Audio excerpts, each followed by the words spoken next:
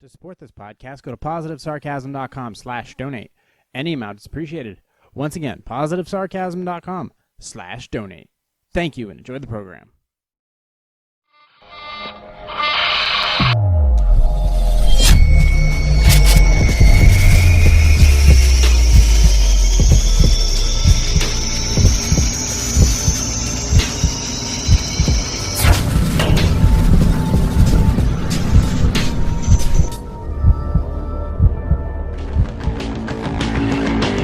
Jay here, positivesarcasm.com, recorded here from the Spare Parts Studio. Happy Wednesday, everybody. You can find me on Instagram, you can find me on, can't find me on Twitter, you can find me on all social media. But who gives a shit? It's fucking social media. It shouldn't run your goddamn life. Oh, he's off to the races already. But you can find me on social media. Fucking just call me on my phone. Just call me or text me. But you can email me directly. That was a thing back in 1991. You've got mail.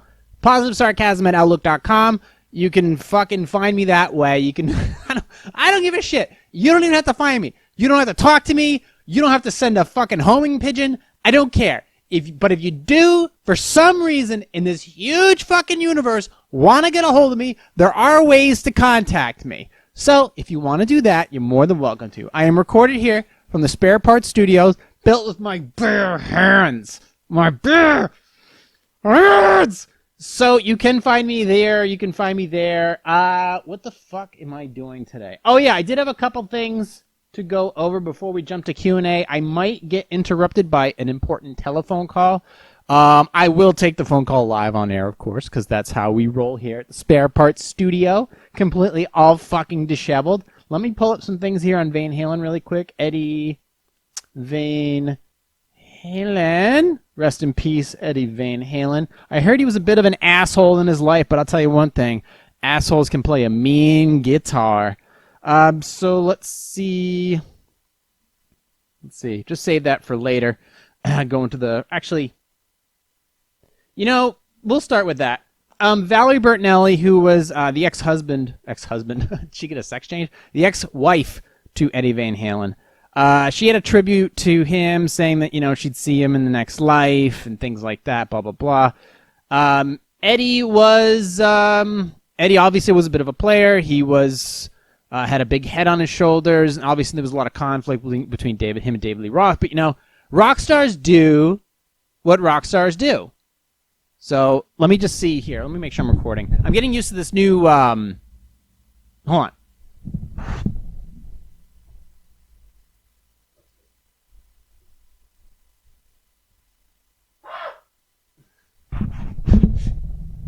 All right, that looks pretty good. Getting used to the new OBS. They added a new button to the options for start recording or start streaming, and it's screwing me up. You add one too many buttons, and next thing the whole fucking thing doesn't work. But my brother was a big influence. Actually, you know what? My parents, my sister, my brother, they were all big influences on me when it came to listening to music. When I started obviously listening to music, I heard my parents listen. They were listening to Motown. They were listening to Elvis. I really didn't give the two things my parents loved the most, which I liked the least. One was the Beatles. My mom was a huge Beatles fan, and I didn't give a shit about the Beatles at all. And to be honest with you, I really still don't give a shit about the Beatles at all. I don't know why. I mean, I know that Revolver and some of their later stuff was really big, and when they finally separated from their preliminary recording companies, they were able to start making the music that they wanted. They kind of introduced punk. Okay, great. My dad hated the Beatles. He blamed them for, I don't know, my dad's old school. So he blamed them for everything, but he liked Elvis. I didn't like Elvis. I really did. I didn't care about, but here's a boom fucking itching in my jock strap. I didn't care about Elvis anything. He sang the blues, which was great. Whoop-de-fucking-do. But I didn't like his music. He did introduce me to a song called My Way, which was done by Sinatra, blah, blah, blah. That was a great song. And Sinatra did a great job of singing it, and Elvis did a great job singing it. But those are two artists that I didn't care about at all. Oddly enough, my parents, one loved the Beatles, hated Elvis. One loved Elvis, and hated the Beatles. But I didn't like either of them. But the other stuff they listen to, like, you know, the Shy-Lights and the Motown music and the Aretha Franklins and all that other stuff I was into, and then eventually got into, like, a little bit more. Like, I mentioned to my mother the other day, like, you know who I really just discovered? ELO. And she's like, I love ELO. You know, I mean, it's like, I should say, you know, Mom, I'm really into musicals. Oh my God. But the truth is, I don't give a shit about musicals at all. You will never drag me to see Cats any day of the week. Don't worry. I appreciate them for the form that they come in, but I don't give a fuck about them. You'll never see me watching The King and I. But as far as like music goes, yes, my parents did have a big influence on me. My mom and my dad both listened to oldies type of shit. Some of it I got into. Sinatra, I was a fan of. The Deans and the Darrens, all that stuff. Yes, totally. So they got me started on the roots of everything. Now, it was my brother who really started to insert some influence on me. Like, he introduced me to Boston. He introduced me to Zeppelin. So he got me into the first big three were Led Zeppelin. You know, when he introduced me to the song Black Dog, which was on Zoso, I think it was, or number 4. So that's when I first learned about Zeppelin. And he was driving like a Volkswagen Jetta of Wolfsburg edition back then. That was the shit. Everybody in high school drove a Volkswagen Jetta. And if you're dating a girl who drives a Volkswagen Jetta, you need to fucking run for your life because that bitch is crazy. The other thing was, so it was Led Zeppelin, Zoso, that album. And then after that, I dived into it a little bit more. Then it was Boston, for the song Long Time with that intro called Foreplay, which was probably one of the greatest intros of all time, probably up there with Eddie Van Halen's intro that he did called Eruption. Then also on top of that, he introduced me to AC/DC.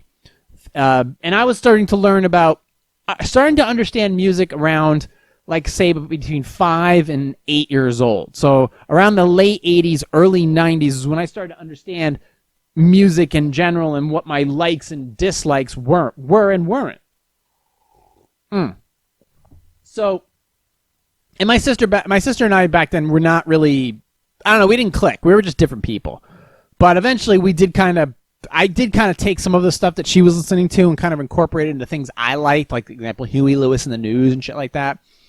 But my brother was the one who got me into rock music for general, and Led Zeppelin was one, AC/DC was another. AC/DC was like Thunderstruck and Back in Black and Hell's Bells especially. Definitely Hell's Bells. And then on top of that is when I started to learn about Van Halen. And Van Halen, obviously, you listen to those three, Van Halen's eventually going to enter the conversation. As far as which Van Halen's, it was... I didn't understand Van Halen until 1994, is when... it was already when David Lee Roth had left the band. It was when... What's-his-face had come in there? Sammy Hagar. And they started doing some other type of shit. Especially it was for Unlawful Carnal Knowledge, which is, as the acronym is fuck. So that one was when I really started to understand, at least from the Sammy Hagar perspective of Van Halen. I liked Van Halen a lot. So that's where I kind of laid down the roots for my late 80s type of, the 80s and the 70s type of rock music. And then I didn't really get a chance to dive into more classic rock type shit. I wasn't into like Lynyrd Skynyrd or anything. I didn't like that southern rock stuff. It felt very formulaic, repetitive, low IQ, slow. I just felt like I was watching a NASCAR event. I was bored to death with that southern rock, 38 special type of shit. Just hold on loosely and don't let it go. So I didn't care about any of that stuff. And it was played over and over and over again on our fucking... what's funny was I thought it was like only like New England radio stations, like northern New England radio stations. We played the same shit over and over again. Just hold on loosely, slow ride, take it easy, man. Doom, doom, doom, doom. Animals aren't gonna fight on the real. You gotta think, here I go again on my own. Digging in the yard, I found some bones. It was the same shit over and over and over again. And it's like, you know what? And then I heard AAF, WAAF, which was a fucking radio station down in Boston. And then I was like, oh man, Godsmack. And I was like, I bet you, as soon as I leave the New England area, like they're gonna play all kinds of different music, and it's gonna be different. There's gonna be a bunch of different songs, a bunch of different bands that I've never heard. And it's like, cool. So one night I was driving to New York City. I was going to see a Yankee game, I was trying to get into New York City to see them play in a bar or whatever. So anyway, I'm heading there, and it's like, okay, well, now I'm in range of New York channels. So I start playing whatever. And it was back when Lady Gaga came out with Bad Romance. And that fucking shit. So, and then that song was on. So that song was popular.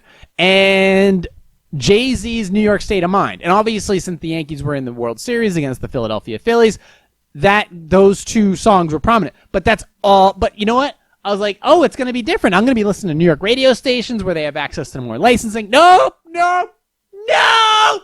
Same shit. Same fucking thing, only even more repetitive. Every 10 minutes. In New York, blah, blah, blah, on repeat. And then all of a sudden, choking on chicken, blah, blah, blah, blah, blah. This fucking song again. It was over and over and over the same shit. And in case you didn't notice, from Manchester, New Hampshire to New York City is 4 hours, depending on traffic. And, oh, gee, is there traffic between Manchester and New York? You bet your fuck it is. I ran into some traffic on one road. I don't even know where the fuck I was. I got off this road, which had a giant traffic jam, got off in some town like Milford, Connecticut, where Dan Patrick fucking does his show, found another highway, nobody was on it, and somehow made it to fucking New York in 4-something hours after hearing Bad Romance. New York 82 times.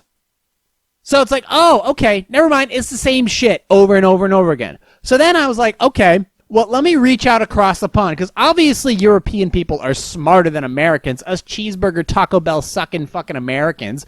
Would you like a side of COVID with your Taco Bell? Yes, please. Wear a mask. So I obviously started listening to some British XFM channel and tried to get an idea of what they listen to. And I was like, okay, let me try some of their music and see. I'm like, oh, they got some good tunes over there. But there was this one song, you didn't have to turn me off.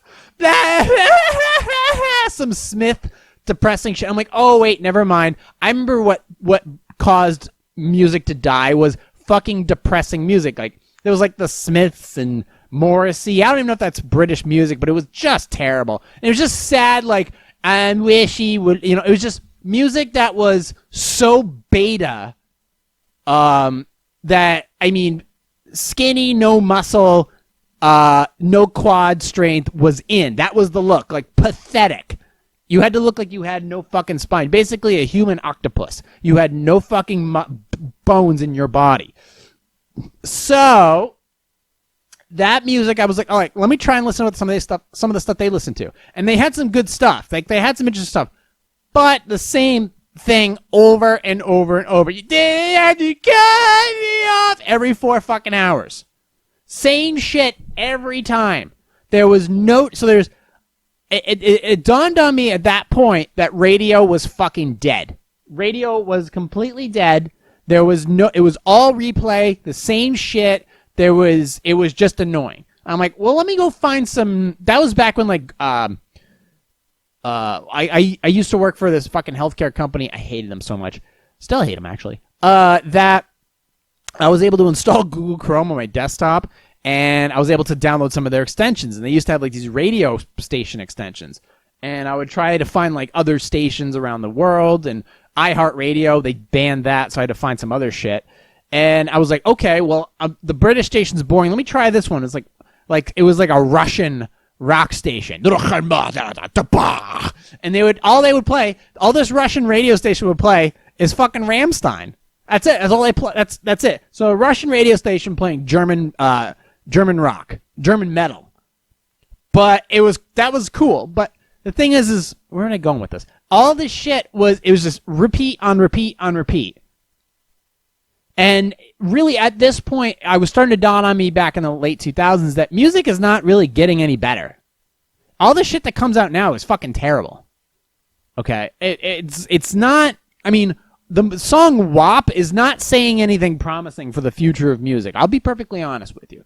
Now, don't get me wrong, like rock music, like metal, there's a lot of good metal that's coming out. There's a lot of diverse metal. People are getting better with their vocal ranges. Some of the older groups are still running hard. And the musicianship is talented, very talented. They're understanding detuning. They're taking what Metallica did with the Saint Anger album, and they're really tightening it up and making a clearer sound with it. Whereas that, like, you're going to go back in time, and you're really going to appreciate that Saint Anger album as being a prototype for the music that's coming out now. And believe me, I listened to that freaking album. Like, that song Saint Anger is the shit. I love that song. And the song Frantic, I mean, Metallica really stepped out of their comfort zone and just fucking went Cro-Magnon on everything. Granted, everybody complained about Lars's drums, where it's like dunk dunk dunk dunk dunk dunk, but it was a doorway. Metallica always, what was cool about Metallica is they always tried something new.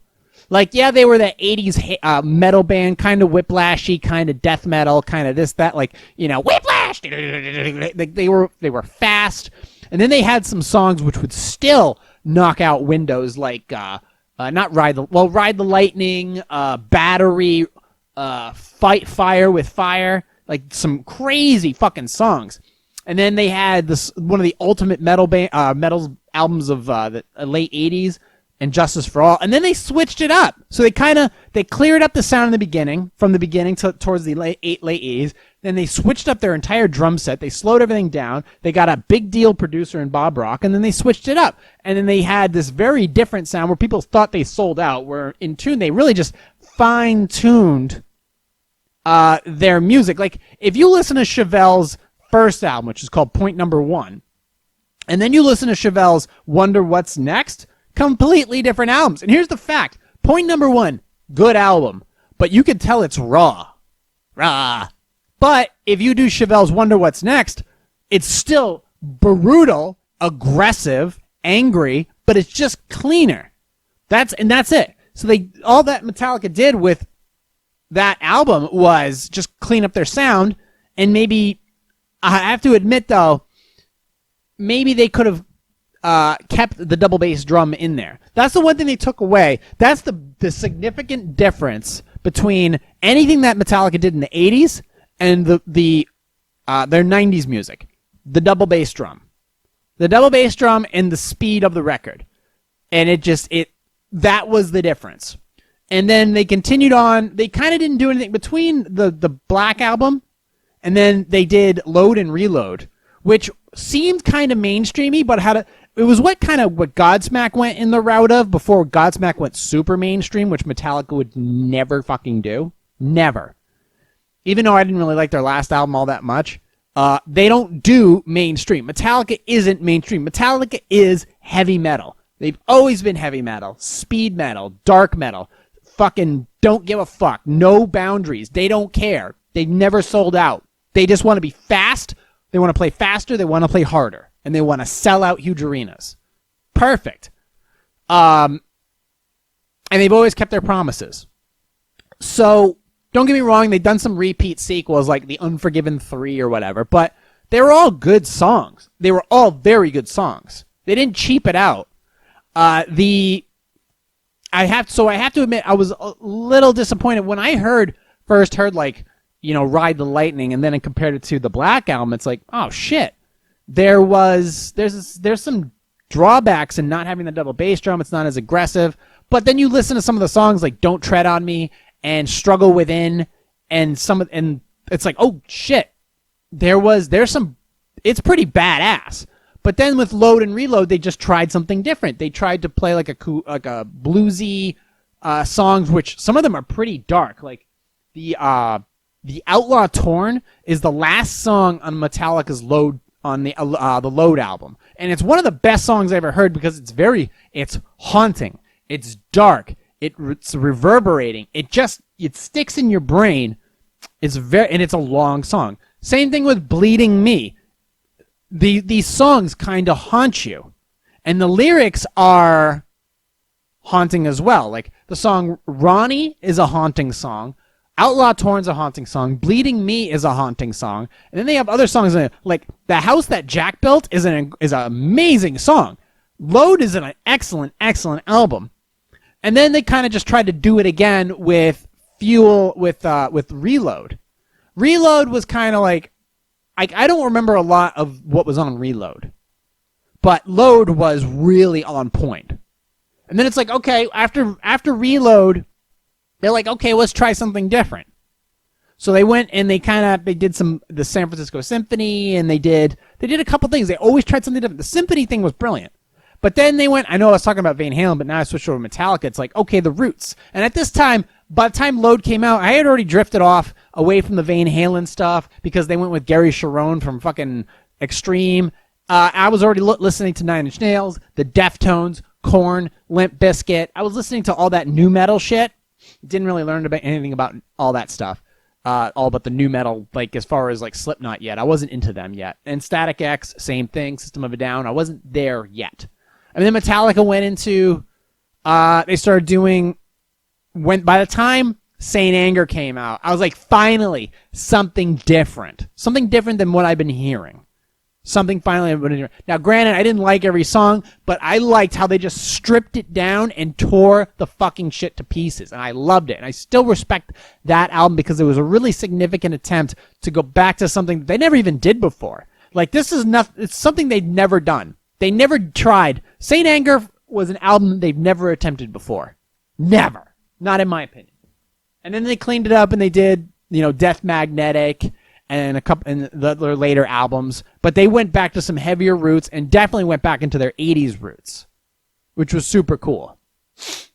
With Van Halen, though, it was like one way or another. So there was David Lee Roth and then there was Sammy Hagar. Two completely different avenues of, like, David Lee Roth was party and Sammy Hagar was party but with a dash of love. Why Can't This Be Love? And then there was Standing on Top of the World, glory and purpose and judgment, and there was some morals to their songs. Right now, hey, so tomorrow, that shit, it was something behind. Sammy Hagar was trying to sing for a future, where David Lee Roth was like, hey, let's just fucking party, man. Wow, wow. It was just balls out. And it was fucking party music. And then going back to discover that when I finally, was had a job where I could afford albums, the first CD I bought was 1984. That was the first one I bought. Now, what's funny? I went back and looked and I'm like, there's only 8 fucking songs in this. And people were talking shit about the 6-song LP that Nine Inch Nails put out in 1981, Broken. It's like, there's only 6 songs in here. Fucking one of the biggest albums of all time was by Van Halen, and it only had 8 songs on it. I'm like, this is bullshit. I'm like, I just got off listening to Guns N' Roses' Appetite for Destruction, which is like 82 years long. It's got like 15 fucking songs, and this Van Halen shit's got 8 of them. 8. That's it. But, to be perfectly honest, they're all very good songs. And I was like, okay, fine. But I was going back to my roots, and I really enjoyed going back to my roots to see where Van Halen came from. Some of their older stuff, like the song Mean Street is one of their best songs because it's like, ooh, it's the beginning. It's aggressive. It's kind of different from when you got into like 1984 and some of the early 80s stuff that Van Halen, that David Lee Roth was doing. It was just like, might as well jump. Okay, why? Where are we jumping to? But then they had like I'll Wait. They had some stuff, but David Lee Roth really just wanted to fucking party. He really just wanted to do like, everybody wants some. And then, Hot for Teacher and stuff. He really just wanted to party out. But don't get me wrong, Van Halen was metal. Van Halen was metal because it was fucking fast. It was an amazing guitar. There was a ton of drums. Like, they couldn't emphasize the drums enough. I mean, when you first listen to Hot for Teacher, you just hear... Then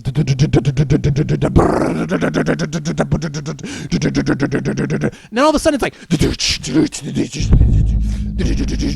Then all of a sudden... It's like, what the fuck is going on? It's insanity. It was just an absolute shit show of musical genius. Absolute musical genius that they were pulling off.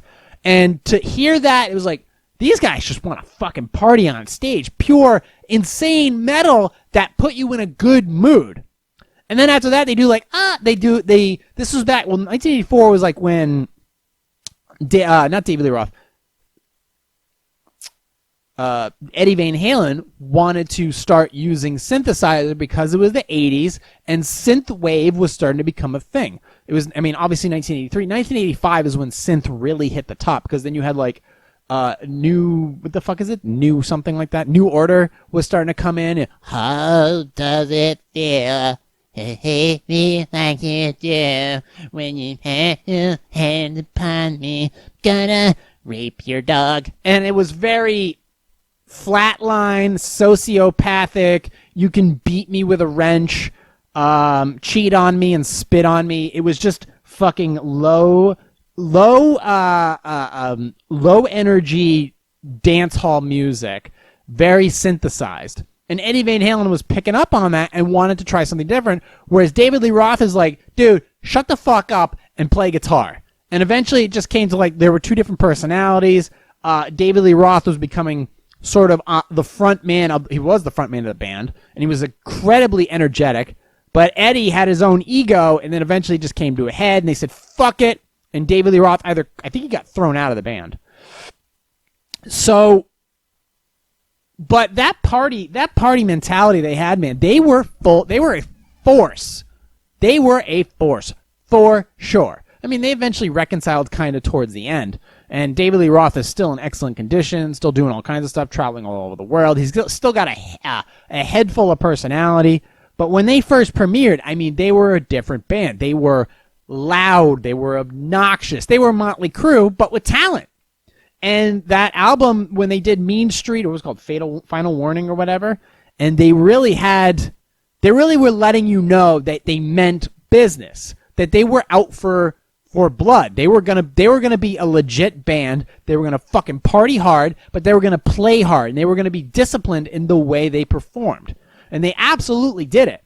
And it's an absolute, now I'm starting to understand that some of the big heads in rock music are starting to disappear on us. And it's like, oh, these are the guys like that when they die, their last words could be, "You're welcome." Really. Like when the drummer for Rush passed away. Eddie Van Halen passing away. These guys, when they literally, on their deathbed, they could say to the world, "You're fucking welcome," and then close their eyes forever. Because we understand what they did was something that can't be duplicated.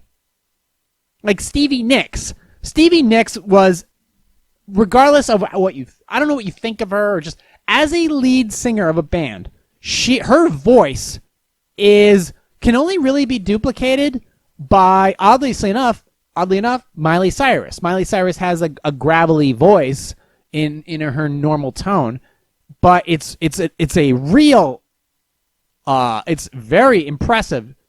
First of all, her vocal, Stevie Nicks is impressive. Her voice is something you can duplicate it, but it's like very like, oh, that's Stevie Nicks. Absolutely.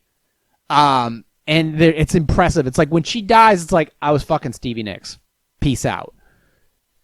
So that's, it's something like, it's disappointing. Like, you're never going to hear, like, Van Halen's going to go, think about it. Van Halen, excuse me, is going to go away. They're never going to, you're never going to hear them again. Well, you're going to hear them, but it's just going to be like on the radio or on your CD or on your vinyl. You're not going to replace. I mean, it's one thing if David Lee Roth were to pass away or Sammy Hagar were to pass away or something, but it's Eddie Van Halen. The guy did Eruption. The guy introduced finger tapping on the guitar. He introduced that. He was one of the fastest guitar players in the world at the time. He was one of the best guitar players in the world at the time. I mean, just to put out that much energy in the 70s and 80s when you had to tour your ass off to get recognition, and he did it. And now he's gone. And there's never going to be another Van Halen. There's never going to be another Fleetwood Mac. There's never going to be another Rush. And I'm not even really a fan of Rush. But there's not going to be those bands. They're going to be gone. And how are we going to remember them? How are we going to remember the people in them? How are we going to appreciate the amount of the intensity and the truth and the time that they came out and everything about them? Like Eddie Van Halen, to understand that Eddie Van Halen, not Eddie Van Halen, but just Van Halen in general, for them to be a party band but be just as heavy as Ozzy Osbourne, or to be to go on, like, think about it. You realize, like, how fucking big that band is. They could go up. That's a band that can go on stage and blow off another band. Like, be like, just go in there and blow them right off the stage. Like, they had that much energy. And to do that night in and night out, nothing short of impressive. So, Valerie Bertinelli, who, let's see, first of all, first, to be perfectly honest with you, just right up front, Eddie Van Halen, he died of cancer. He had a long battle with throat cancer. He was 65 years old. We kind of knew this was coming. You know, it wasn't COVID related. But his ex-wife was Valerie Bertinelli. Saluting him as the best father I could ever ask for. That was his son. 40 years ago, my life changed forever. When I met you, Bertinelli posted Tuesday on social media along with a sweet family photo of herself and baby Wolfgang. You gave me one true light in my life, our son Wolfgang. Through all of our challenging treatments for lung cancer, you kept your gorgeous spirit and that impish grin. I'm so grateful. Wolfie and I were able to hold you in your last moments. I will see you again in our next life, my love. And that was from Valerie Bertinelli. And yeah. So, Eddie Van Halen, I salute you. And you were definitely one of the, even though you weren't the first band for me to be introduced to, you were one of the first albums that I went and sought out, and to rediscover you again and again and again as one of the greatest bands of all time, and to literally be like, there's Van Halen, and then there's everybody else. Like every 80s metal band, like every 80s hair metal band, including Def Leppard, wishes they were Van Halen. Because that band was so full of talent, from the bassist to the drummer to the singers to the guitarist. Full of talent, full of energy, and full of top 100, top 50, top 20, top 5 hits. Good one, soft ones, strong ones, fast ones, light ones, dark ones, meaningful ones, party ones. It didn't matter. It was fucking Van Halen, and there was everybody else. Because they could go out there and whoa, and just rock your face off. And they could do it in the 70s, the 80s, the 90s. I mean, even let's be honest, even Aerosmith. There was Aerosmith, and then there was Van Halen. Aerosmith is one of those bands that, in a lot of ways, is underrated, especially for their 70s music. Like Toys in the Attic and stuff. But when it came to which band was heavier, both bands had party songs. They were party bands. Okay? But who was heavier? Aerosmith or Van Halen? The answer is Van Halen. Because Aerosmith was a hard rock band, a rock and roll band. Van Halen was metal. At times hard rock, but that was a metal band. It was just because they were such partying type. They really did concrete themselves as heavy metal. Like Hot for Teacher is not a hard rock song. That's a metal song. Mean Streets is a metal song. What you do is you take these songs and you resto mod them. And like, for example, Led Zeppelin. You take some of Led Zeppelin's songs. Led Zeppelin was a hard rock band, if you think it originally. But when you update them, or you take, like Godsmack takes one of their songs and updates it, that was a metal band. That's called classic metal. They were a metal band. Van Halen was a metal band. There'll never be another band like them. And it sucks that he's gone.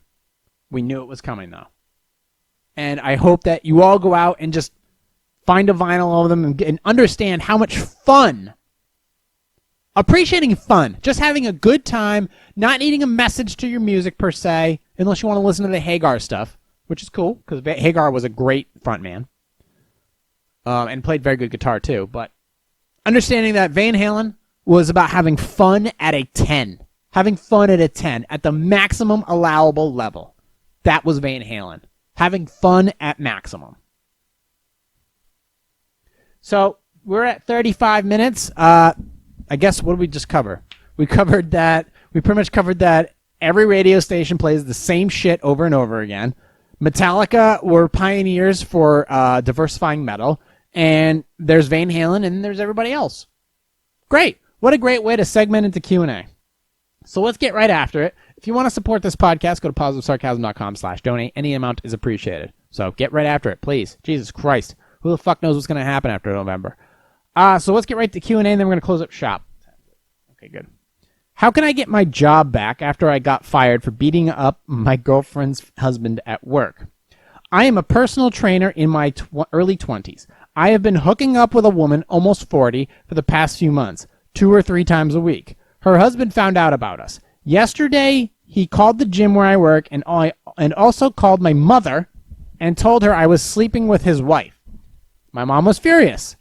Then he came after me at the gym. I told him to calm down, but he took a swing at me and we fought. I knocked him out cold. He was out cold for about 5 minutes on the floor. The manager at the gym fired me for fighting. I think it was wrong of the manager to do that, as I was only defending myself. Now I'm wondering how to get my job back. I talked to my lady friend, and she told me her husband is home in bed with a couple of broken ribs and a headache. He couldn't go to work today. How can I get my job back?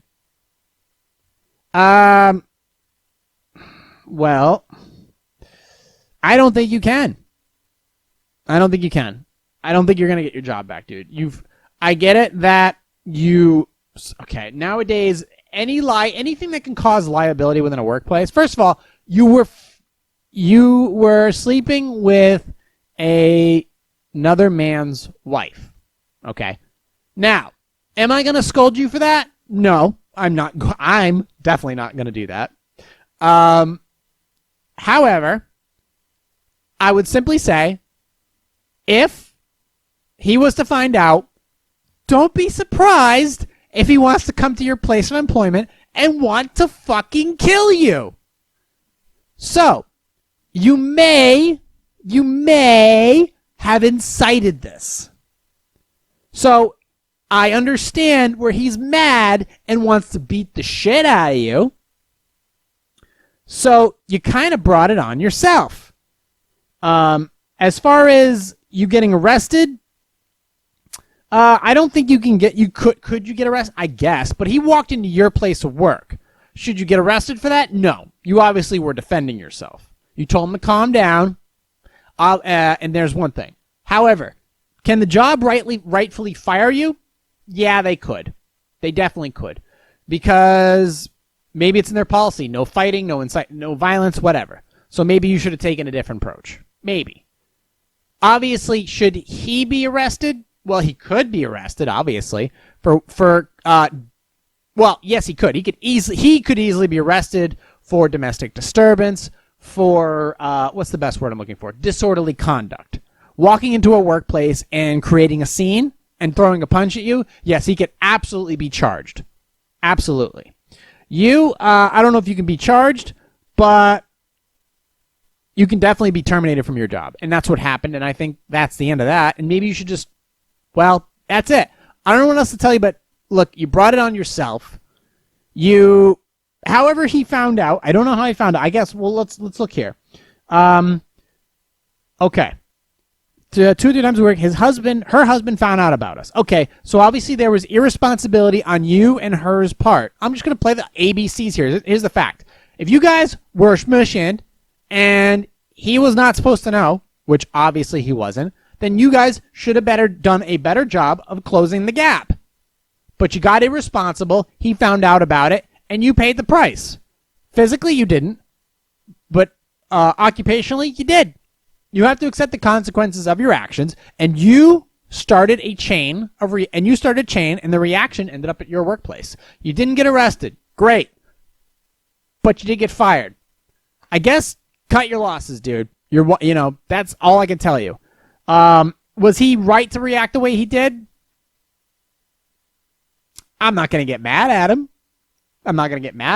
I'm sure there's plenty of things that he could blame himself for. Maybe not being there enough. Maybe being lackadaisical in his intimate life. Many things. And he's in his 40s. I get it. This shit happens. I understand this scenario. Everyone's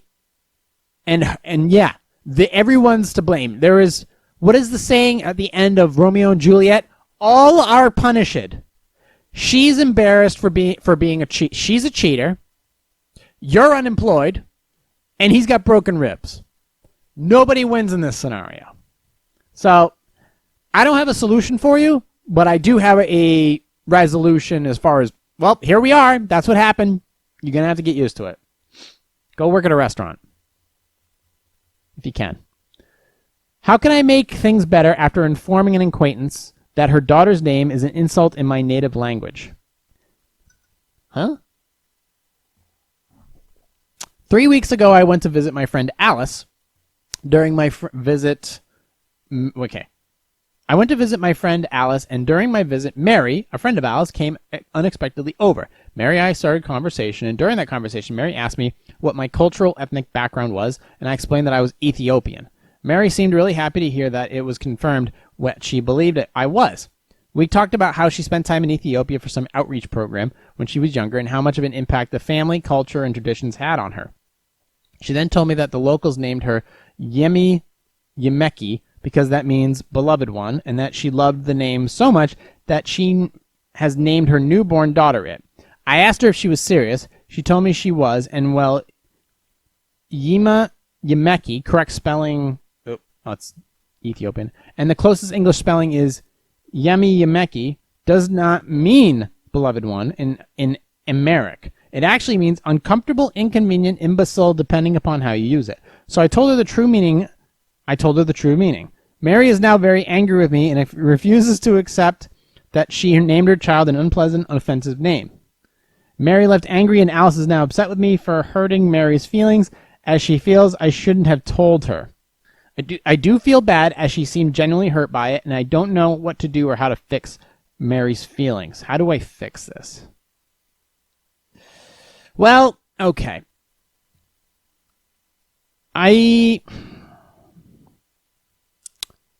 Alright, well, okay. Obviously, the newborn. Here's the thing. When you're around newborns and the mother, you have to be very careful. They are incredibly sensitive. They have a new child in the world. There's a lot riding on this little kiddo.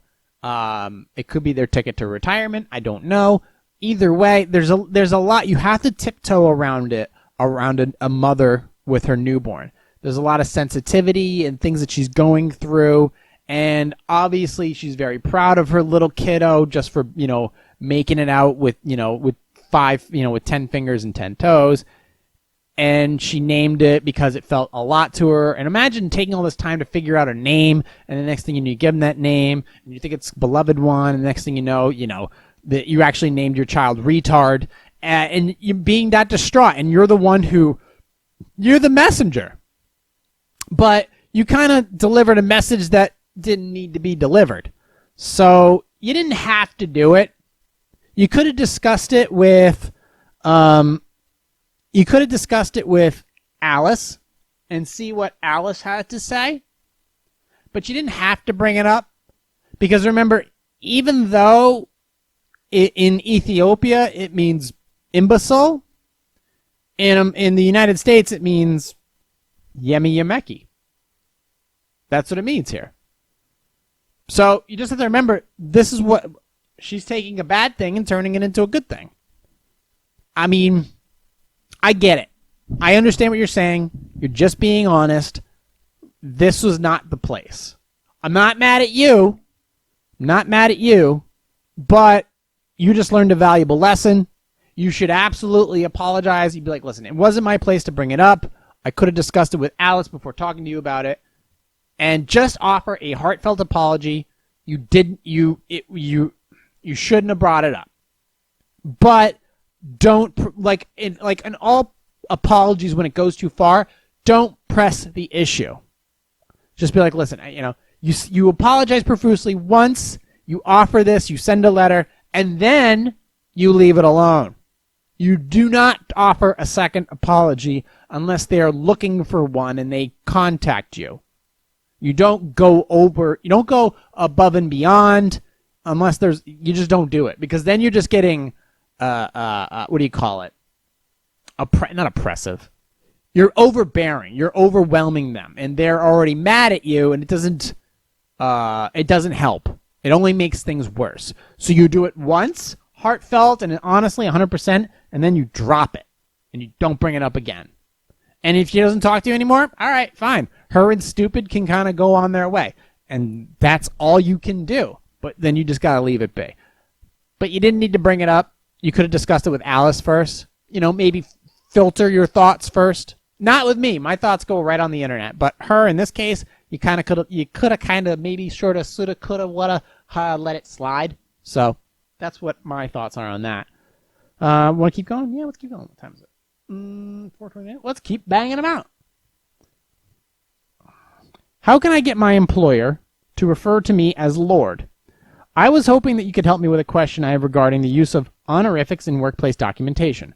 I have recently acquired a new honorific, and my employers are refusing to use it on the documents that I have requested it to be used on. I have legal documents that show that my title is a fully legal one and can be used on official government documents up to and including my passport. Is there anything I can do to get my employers to use it? Specifically, I have a doctorate and I am also legally a lord, meaning that I should therefore legally be entitled to either go by Lord last name or Doctor last name. My employer has already referred to me as Lord last name in several documents, as well as Doctor last name in others, but they are now refusing to use either of them in any documents and on display board that displays pictures of members of staff and their names underneath for visitors to familiarize themselves with. My passport actually also has my name as Lord first name and Lord last name, which irks me that it can be used on important legal documentation, yet my employer refuses to acknowledge it. Okay. I hate to break it to you, but anybody can be a lord. Not everybody can be a doctor. You have to understand, to be a lord, you have to buy a 1 square foot by 1 square foot piece of property in Scotland. That's it. They have a fucking website for that. And for, I don't know, $500, you can be a lord. That means nothing. You own a small patch of grass in Scotland, and that means dog shit. That means absolutely nothing. To be an actual doctor, not the ones I complain about that don't know what the fuck they're talking about, that just hand out Ritalin to kids like it's fucking trick-or-treating. To be an actual real doctor, either way you go, you have to spend between 6 and 12 years in college and put up with all that shit and dig up cadavers and go through tons of books and tons of studying and intern and do this and do that. That takes years. To be a lord takes 5 minutes and a credit card. Okay? So, I mean, fucking, what do you want to call him? I could be referred to as the Count.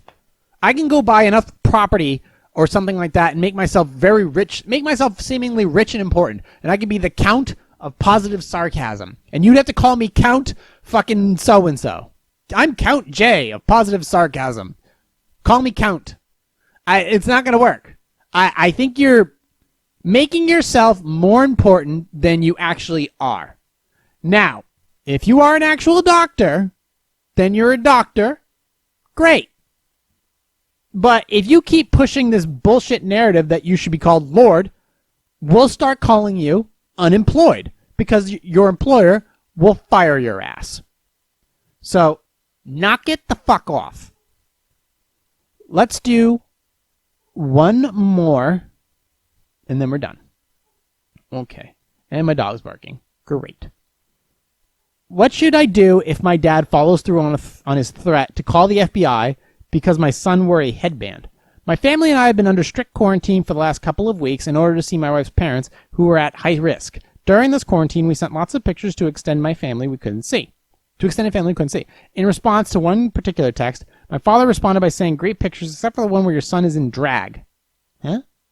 In the picture in question, my son had a headband on, for which a 3-year-old was completely harmless and had nothing to do with drag.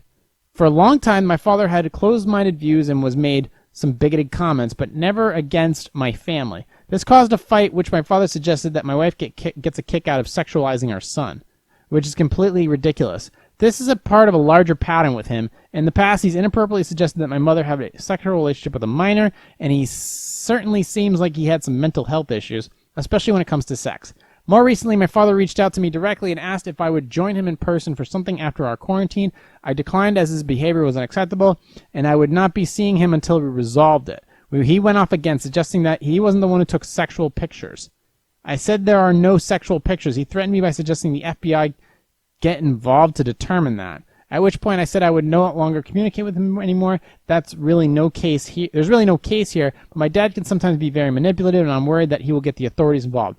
While I have no concerns about what they'd find, I keep thinking it would be a good practice for me to get a lawyer to ensure I get ahead of this so it doesn't impact me or my wife's work. So here's the question. How do I find a lawyer that would specialize in something like this, and what steps should I take if he starts causing problems? I don't think you need to do anything. And as far as your dad goes, I don't know what he's talking about. I don't understand what you mean.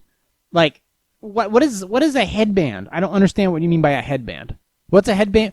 Am I missing something now? Like you're referring to your son as your son. Okay, so your son is your son. So we're not talking about identity politics here, which is okay. Good. That's one less thing for me to discuss. Awesome. Where your son is in drag, he's wearing a headband. Okay, what does that mean? He's in fucking West Side Story? I don't know what that means. I had no idea what you're talking about. Is he snapping his fingers and joining the Jets? I don't know what you're talking about. His son is in drag. He's wearing a headband. My son had a headband on. Okay. Because do chicks wear headbands? Yeah, chicks wear headbands. I don't know. Maybe it's just one of those things. He's fucking what? How old is he? He's 3 years old.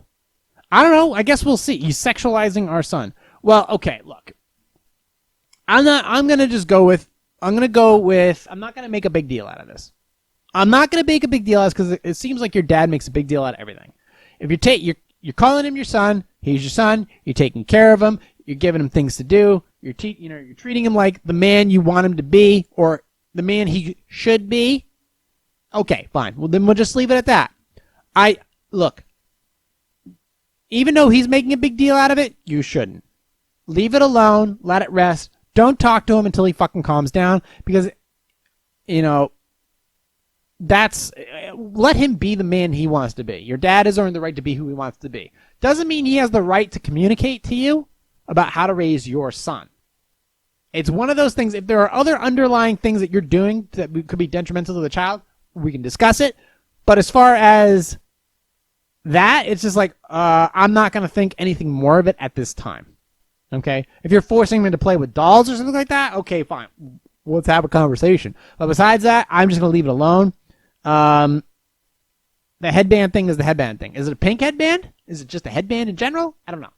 We'd have to have more clarification. To me, this seems like an incomplete, and I would need more information. We are at 53 minutes. I'm going to close up shop for today. I want to thank you guys for listening, watching, subscribing, and just questions, comments, concerns, all the latest views to my Positive Sarcasm podcast channel. I am looking at starting possibly 1 or 2 more channels. I'm still pondering it. I'm working on a lot of things right now.